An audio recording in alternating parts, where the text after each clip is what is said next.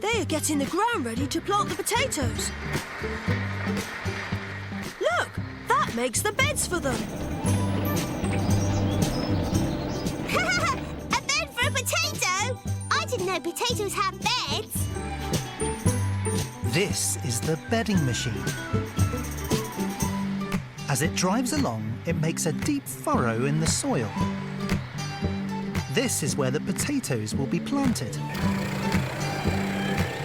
Look, Midge, this is a really clever machine. This is the de-stoner. As it drives along, it collects up the stones from the new beds and then drops them to the side. Now the potatoes are able to grow.